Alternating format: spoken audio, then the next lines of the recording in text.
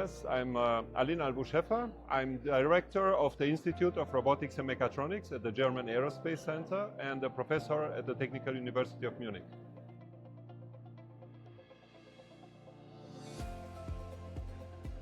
Indeed, euROBIN is a network which has two purposes. First of all, to bring together some of the best robotics and AI institutes all over Europe to cooperate towards new scientific discoveries and application. And on the second point, to advance some of the major scientific questions in robotics. So we are in two directions, basically. A network which shows that Europe is at the forefront of robotics today and solving the questions of tomorrow's robotics.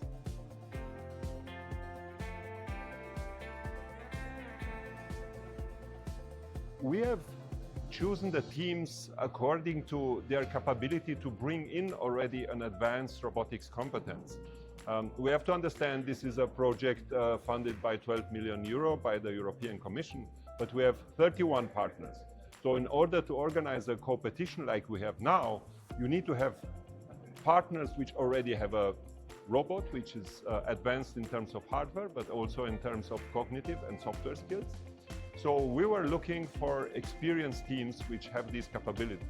And we had two main points of interest. One is application.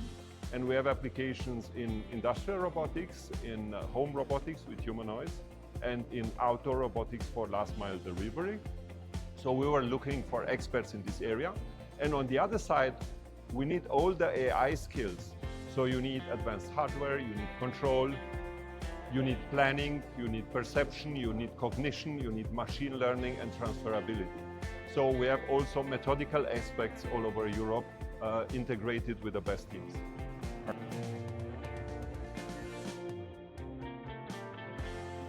We are living exciting times in robotics today because over the last 20 years we had a strong advancement in hardware, in control. So we have pretty complex robots now, humanoid robots, sensitive compliant industrial robots, outdoor robots on wheels, on legs, flying robots. But now in the last 5 years, AI did an incredible development.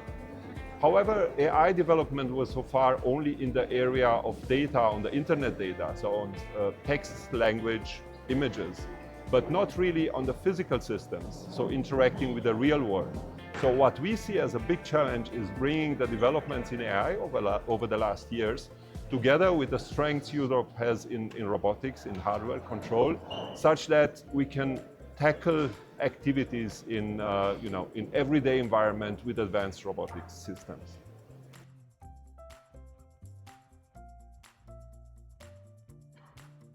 Over the last 2 years, we have seen announcements of big companies in US and following that also in China in developing humanoid robots.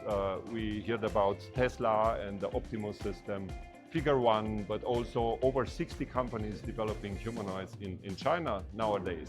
So there's a huge investment, and the question is how can we respond from European side?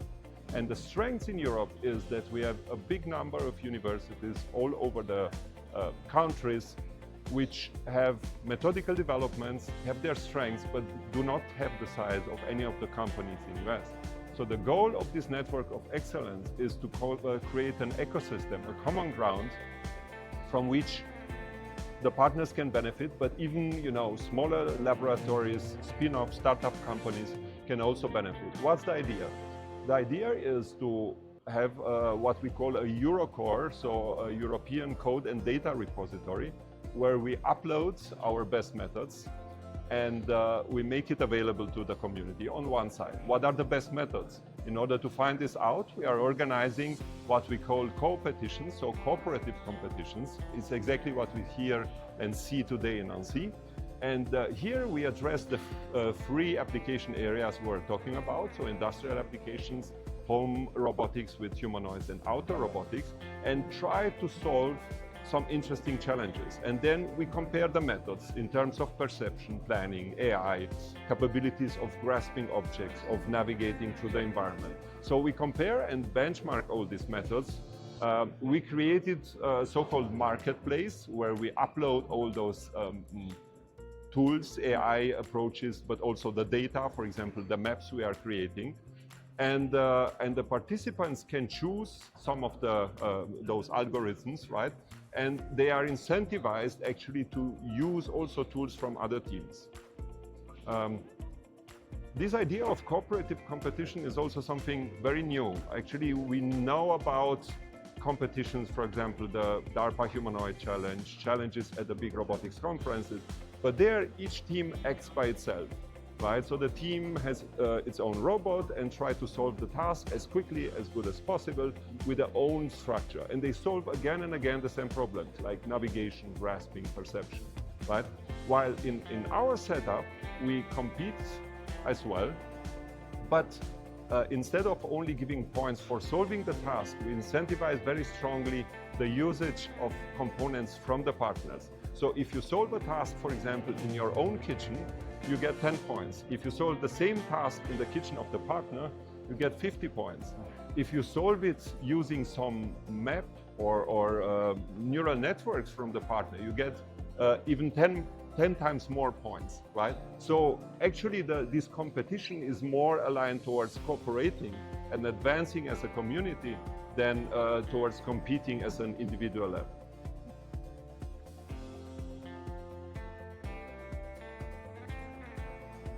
So a central instrument of this network of excellence is what we call the euROBIN weeks, which are weeks of hackathons and competitions. And the goal is to come together as a whole community with almost 30 robots, 200 people, and work together for 1 week towards solving those challenges and organize the competition. So the big advantage is that now you have really some of the coolest robots in Europe and really some of the most advanced scientists, and they spend the whole week together, not only solving the tasks with the robots, but also, of course, having coffee breaks, lunch, having some social events in the evening and discussing over the methods, right? And what we see is that they look at the neighbors, look, how they have solved the task, take inspiration from them. And because we incentivize, you get more points if you use methods from the other team, they start discussing, right? Explaining how their methods work, what's the advantage, what's the disadvantage, and they start exchanging the code. So it's creating a community of humans first, a European community of researchers, and with a goal at the end to have a community of robots as well. So those robots share the knowledge. So if one of the robots was trained to solve a task in one kitchen, you can actually easily transfer that over our repository to another robot, right? That's why at the end we would like not only to network people, but at the end also network robots. A part of the networking among the core partners, so the 31 partners, we have several instruments to open up to the entire scientific community and to the industrial community in Europe. For example, 20% of our funding is dedicated to cascade funding. As I mentioned, we have this code and data repository in which we provided our solutions. Now we invite other partners from industry or from universities, if they have an application which could benefit from these solutions, right, to also download the data and the code and apply it in their systems. On the other side, if there's another university, sometimes even small groups, but with excellent solution in one particular field, for example, recognizing objects for manipulation, right? They can get involved for 1 year into our network. There's a way of applying for funding, and they get funding for one PhD student for 1 year, and that PhD student can choose to join any of the groups of our network and also join our robotics week and participate to that. So we open up with this cascade we open up with this cascade funding to industry, to partner institutions, and both towards the applications and the algorithm. Okay. Moreover, we organize every year 3 to 5 summer schools and workshops at the big conferences. We participate in fairs, We have also a brain magnet program where we also invite scholars not only from Europe but also from other regions of the world to join with a scholarship. And finally, we have an industry dialogue platform where we disseminate the results and look for further applications in industry for our methods.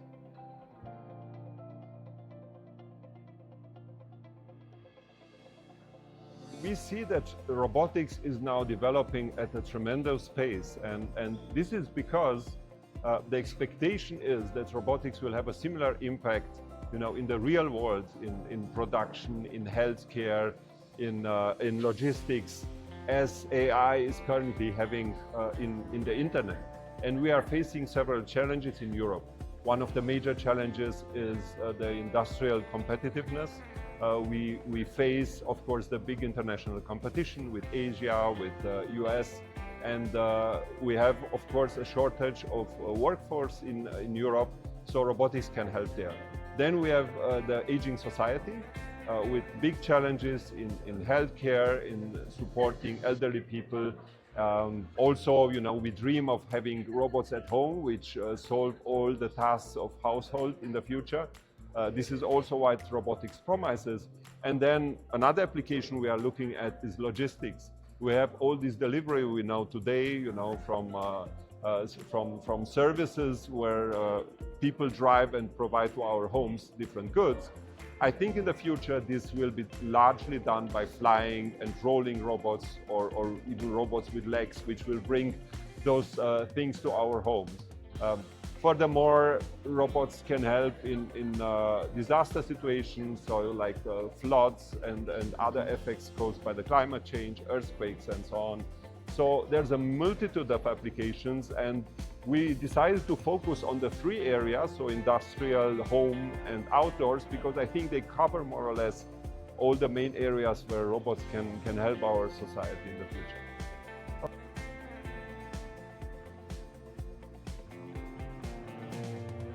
Yes, I mean, we have a big discussion within our community about what's going to happen the next years. We have seen the incredible developments with foundation models, generative models, so ChatGPT. Everyone has noticed how this changed our life and our society. Now, to say it bluntly, we say in robotics we are not chatting, we are acting, right? So we need something like an Act GPT. So a foundation model which helps robots to act in unstructured environments, in our households, well, closer to the way humans do that today. We are still far away. We have good industrial robots in industrial setups. We have in semi-structured environments, robots acting pretty well, but doing the big step towards our homes, towards hospitals, towards open spaces like our streets and our cities, we need this fusion of artificial intelligence and robotics. And we think this is going to happen in the next years. And we think that with our network, we are in the position to shape and drive forward this development, providing, a counterbalance to the developments which we have seen on one side in US with a lot of investment on the AI side, on the other side in China, where the developments in hardware are very strong. I think in Europe, we are in a very good position with our heritage, with our companies, startups, providing good hardware. If we succeed to manage this transition to AI and generative models, but also other artificial intelligence methods applied to robotics.